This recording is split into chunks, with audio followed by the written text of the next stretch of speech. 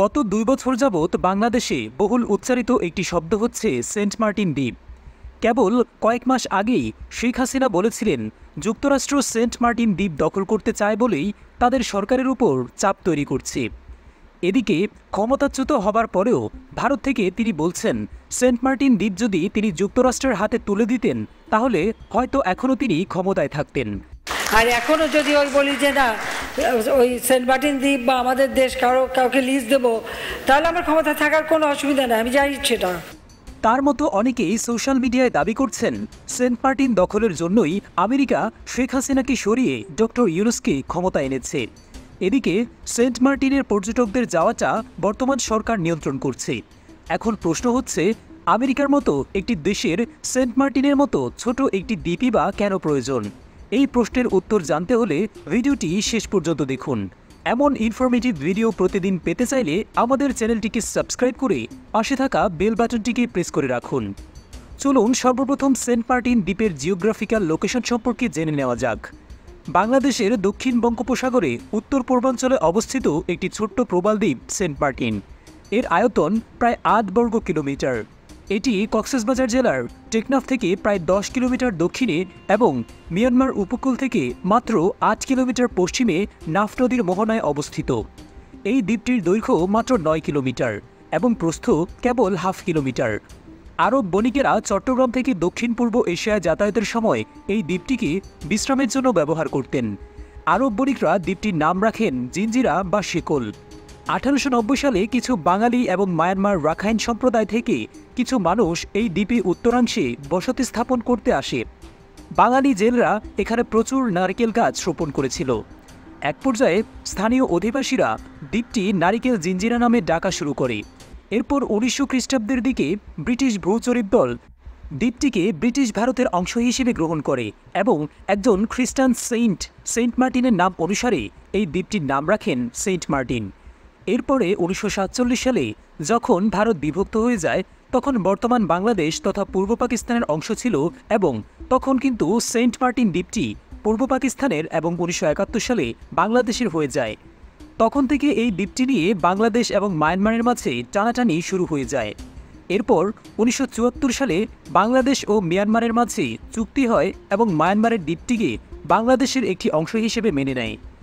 তবে তখনও এর সমুদ্র সীমানা নির্ধারণ করা হয়। বাংলাদেশের মৎস্যজীবীরা মাছ ধরতে গিয়ে মাঝে মধ্যেই মায়ানমারের সীমানায় ঢুকে পড়েন। আবার মিয়ানমারের নৌবাহিনী প্রায়শই তাদের আটক করে জেলে আটকে রাখত অথবা গুলি চালাত। মাঝে মাঝে তো বাংলাদেশ নেভি এবং মায়ানমার নেভির মধ্যেও গুলি বিনিময় হতো।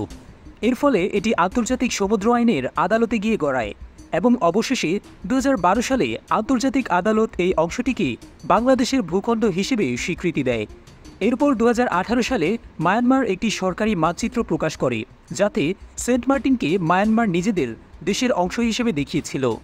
এরপরও অবশ্য ২০১৭-১৮ সালে আরাকান আর্মিরা সেন্ট মার্টিন নিজেদের বলে দাবি করা শুরু করে এবং এর ফলে সেন্ট মার্টিন দ্বীপের আশেপাশে গোলাগুলি শুরু হয়ে যায়। এরপরে বাংলাদেশ সরকার সেখানে সেনা মোতায়েন করলে পরিস্থিতি কিছুটা নিয়ন্ত্রণে আসে। বন্ধুরা, আপনারা কি ভিডিওটিকে এনজয় করছেন? তাহলে ঝটপট ভিডিওটিতে লাইক করে দিন। বাংলাদেশের জন্য এই সেন্ট মার্টিন দ্বীপটি খুবই গুরুত্বপূর্ণ, কারণ কোনো দ্বীপের চারপাশে ২০০ নটিক্যাল মাইল মানে প্রায় ৩৭০ কিলোমিটার সমুদ্রের অঞ্চল সেই দেশের অংশ হিসেবে বিবেচিত হয়। আর যেহেতু বাংলাদেশের চারপাশে গ্যাসের ভাণ্ডার রয়েছে, তাই ভবিষ্যতে সেন্ট মার্টিন দ্বীপের চারপাশেও গ্যাসের ভাণ্ডার পাওয়াটা অস্বাভাবিক কিছু না। চলুন এখন জেনে নেওয়া যাক সেন্ট মার্টিন দ্বীপ জিওপলিটিক্যালি এত গুরুত্বপূর্ণ কেন। আসলে এই দ্বীপটি মালাক্কা প্রণালীর একেবারে কাছাকাছি অবস্থিত। এই প্রণালীর উপর দিয়ে প্রতি বছর প্রায় ৯৪,০০০ জাহাজ যাতায়াত করে, যা বিশ্ব বাণিজ্যের প্রায় ৩০%। যে দেশের সামুদ্রিক বাহিনী এই চোক পয়েন্টের আশেপাশে মোতায়েন থাকবে সে দেশের প্রভাব তত বেশি থাকবে। চীনের প্রায় সব বাণিজ্যিক জাহাজই এই মালাক্কা প্রণালীর উপর দিয়ে যায়। তাই সেন্ট মার্টিনে যদি আমেরিকার সেনা মোতায়েন করা হয় তাহলে কিন্তু চীন ভীষণভাবে চাপে পড়ে যাবে। তাই মালাক্কা প্রণালীকে এড়িয়ে নতুন বাণিজ্য পথ তৈরি করার জন্য চীন মায়ানমারের কিয়াও কাফিওয়ে গভীর সমুদ্রবন্দর তৈরি করছে। এছাড়া চীন মায়ানমারের কাছ থেকে তাদের কোনো আইল্যান্ডও লিজ নিয়েছে। এখান থেকে চীন ভারতের বিভিন্ন সামরিক কার্যক্রমের উপর নজরদারি রাখতে পারবে। এরপরেও চীন বাংলাদেশে তাদের নৌবাহিনীর সামরিক এবং বিমান বাহিনীর ঘাঁটি তৈরি করার জন্য বহু বছর ধরে নিরবিচ্ছিন্নভাবে চেষ্টা করে যাচ্ছে। কিন্তু ভারত ঘনিষ্ঠ শেখ হাসিনা ক্ষমতায় থাকায় চীনের এই মনোবাসনা কখনোই পূরণ হয়নি।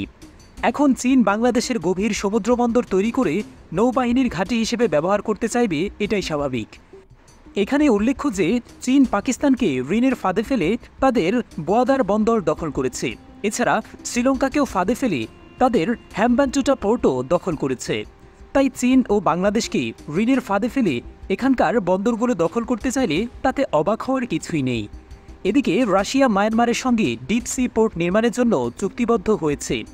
ভারত ও চীন দক্ষিণ এশিয়ার সমুদ্র উপকূলে বহু ডিপ সি পোর্ট তৈরি করে রেখেছে, কিন্তু এখানে আমেরিকার কোনো সি পোর্ট নেই।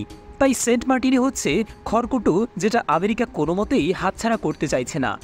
এজন্য 2023 সালের শুরুর দিকে আমেরিকা শেখ হাসিনাকে সেন্ট মার্টিন দিয়ে দেওয়ার প্রস্তাব দেয়, যার বিনিময়ে তারা শেখ হাসিনার সরকার যেভাবেই ক্ষমতায় দণ্ডায়মান থাকুক না কেন তার বৈধতা দেওয়ার আশ্বাস দেয়। কিন্তু শেখ হাসিনা যখন এতে রাজি হচ্ছিল না, তখন আমেরিকা শেখ হাসিনার সরকারকে ফেলে দেওয়ার চক্রান্ত শুরু করে দেয়। এখন যেহেতু শেখ হাসিনা নেই, তাই সেন্ট মার্টিন দখল করা আমেরিকার জন্য খুবই সহজ হয়ে গিয়েছে। তবে এখানে সমস্যা হচ্ছে, শেখ হাসিনা যখন থেকে আমেরিকার এই প্রস্তাবের ব্যাপারে মিডিয়ার সামনে মুখ খুলেছে, তখন থেকেই সেন্ট মার্টিনের কথা এতবার উঠে এসেছে যে আমেরিকা এখন সেন্ট মার্টিন দখল করলে বাংলাদেশ আবার উত্তাল হয়ে যাবে। এজন্য আমেরিকা ধাপে ধাপে সেন্ট মার্টিন দখল করার পরিকল্পনা করছে এবং প্রস্তুতি নিচ্ছে।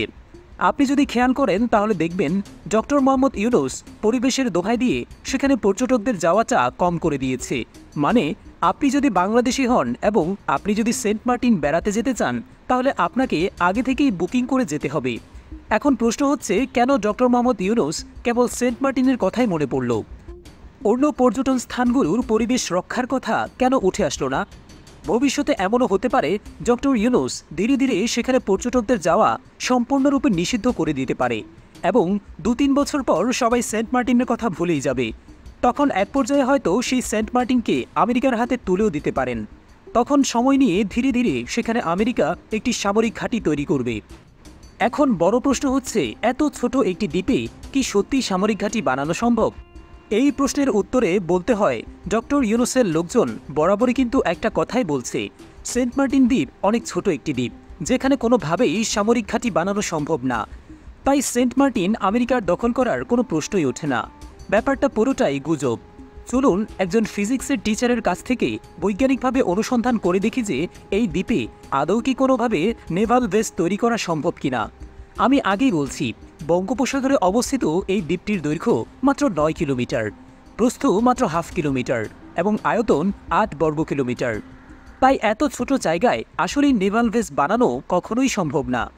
কিন্তু যেই কথাটা ডক্টর ইউনূসের লোকেরা বলছে না, সেটা হচ্ছে এই দ্বীপের 3 দিকে ভিতশিলা আছে, মানে বেসমেন্ট আছে, যেটা জোয়ারের সময় তলিয়ে যায় এবং ভাটার সময় জেগে ওঠে। এগুলোকে যদি ধরা যায় তাহলে এই দ্বীপের আয়তন হবে প্রায় 15 বর্গ কিলোমিটার।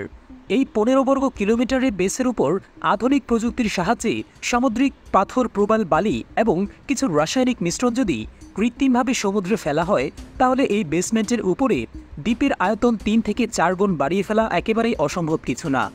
অর্থাৎ আধুনিক প্রযুক্তির সাহায্যে এই দ্বীপের আয়তন অনায়াসেই 45 থেকে 50 বর্গ কিলোমিটারেও পরিণত করাটা খুবই সহজ ব্যাপার। এর বড় উদাহরণ হচ্ছে দুবাইয়ের পাম আইল্যান্ডস নামের কৃত্রিম দ্বীপটি।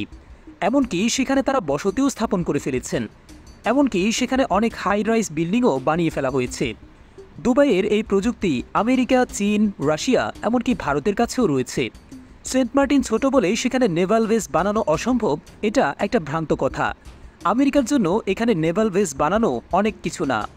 এখন আমেরিকা এখানে নেভাল বেস বানালে এটা চীন এবং ভারতের জন্য অনেক বড় মাথা ব্যথার কারণ হয়ে দাঁড়াবে। আশা করি আপনারা বুঝতে পেরেছেন বঙ্গোপসাগরে অবস্থিত এই ছোট্ট দ্বীপটিকে ঘিরে ভারত ও আমেরিকা, সেই সাথে চীনের মধ্যে কেন এত জিওপলিটিক্যাল জটিলতা তৈরি হয়েছে। বন্ধুরা, আজ এই পর্যন্তই। ভিডিওটি ভালো লাগলে অবশ্যই লাইক, কমেন্ট এবং শেয়ার করতে কিন্তু একদমই ভুলবেন না।